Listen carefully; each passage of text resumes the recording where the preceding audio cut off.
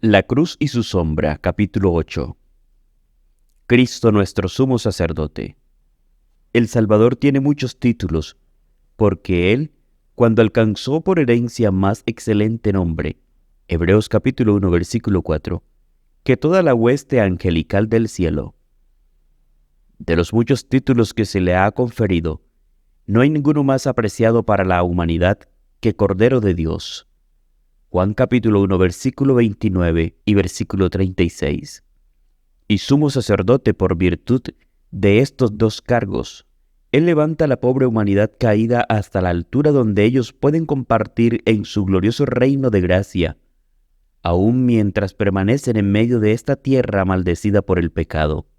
En el servicio típico, aquel que se percataba que era un pecador debía traer un cordero como ofrenda por su pecado. El sacerdote no podía oficiar por él sin esta ofrenda. Levítico capítulo 4, versículos 27 al 29. Todo ese servicio en su totalidad era tan solo una lección infantil, haciendo del camino de salvación tan sencillo que ninguno podía fallar en comprenderlo. Cuando nos damos cuenta de que hemos pecado, nos acordamos que nuestro Cordero confiesa nuestros pecados y en su nombre son perdonados. Entonces, Él se desempeña como sumo sacerdote a nuestro favor ante el Padre.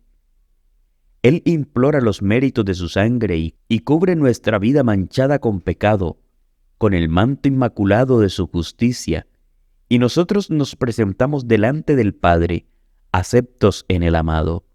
Efesios capítulo 1, versículo 6. ¿Cómo podemos fallar en amar a quien diera su vida por nosotros? Cristo podía decir de su Padre: por eso me ama el Padre, porque yo pongo mi vida. Aún el amor infinito del Padre por su Hijo fue aumentado por ese acto. En el tipo, la sangre de la ofrenda por el pecado era derramada en el atrio, y entonces el sacerdote entraba al santuario con la sangre para presentarla delante del Señor.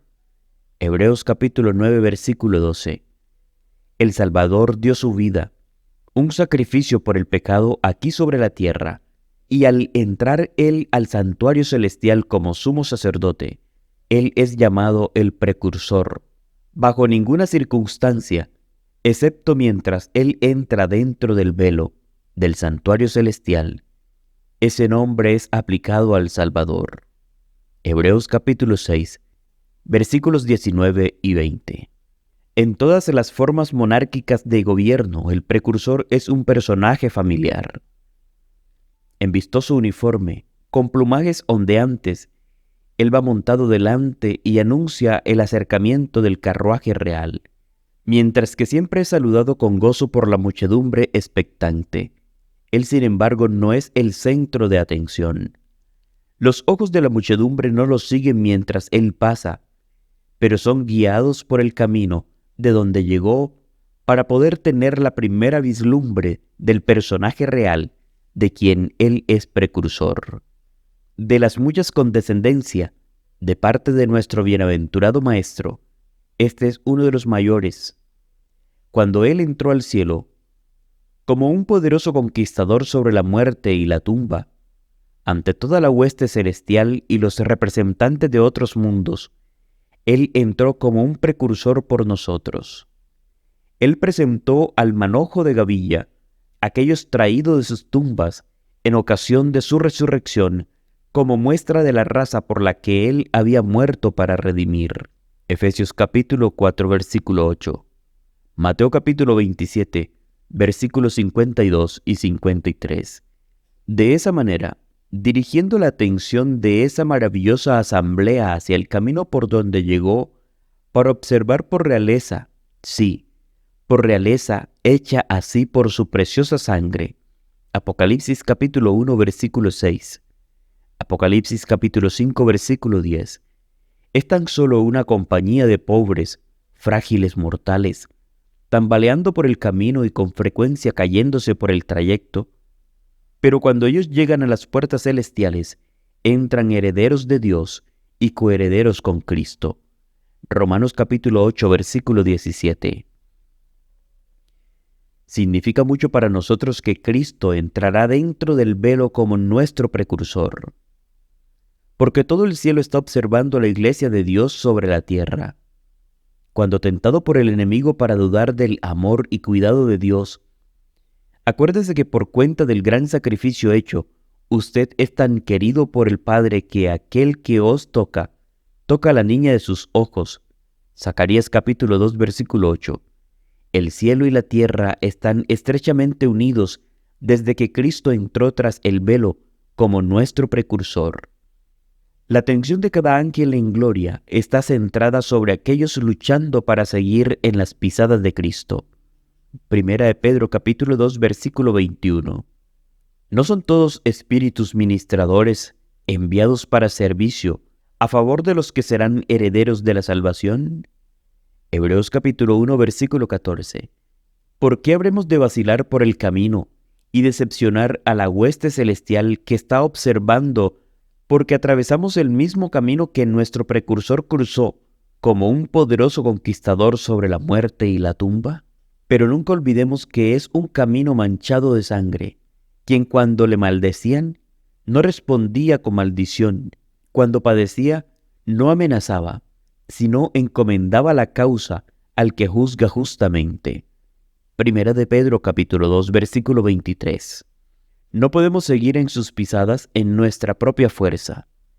Por esa razón, por lo cual debía ser en todo semejante a sus hermanos, para venir a ser misericordioso y fiel sumo sacerdote, en lo que a Dios se refiere, para expiar los pecados del pueblo, pues en cuanto él mismo padeció siendo tentado, es poderoso para socorrer a los que son tentados.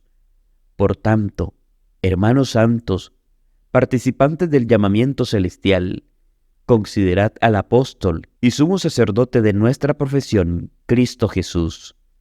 Hebreos capítulo 2, versículos 17 al 18. En el santuario terrenal no solamente el sumo sacerdote, sino también los sacerdotes comunes oficiaban, porque era imposible para un solo hombre desempeñar todo el trabajo, pero se requería el trabajo desempeñado por todos los sacerdotes en el servicio típico para representar la obra de nuestro sumo sacerdote. El trabajo de todo un año se tomaba como un tipo de toda la obra de nuestro sumo sacerdote. Durante el año, los sacerdotes, plural, tanto el sumo como los comunes, entraban siempre al primer tabernáculo, realizando el servicio de Dios. Esto continuaba durante todo el año, excepto un día. En ese día, el servicio cambiaba, y al segundo apartamento entraba el sumo sacerdote solo, no sin sangre, que él ofrecía por sí mismo y por los pecados de ignorancia del pueblo. Hebreos capítulo 9, versículos 6 al 7. Estos sacerdotes servían a lo que es figura y sombra de las cosas celestiales. Hebreos capítulo 8, versículo 5. Cuando Cristo entró al cielo, Él fue como el antitipo del servicio terrenal que Dios había ordenado, y entró sobre su obra dentro del primer velo del santuario celestial.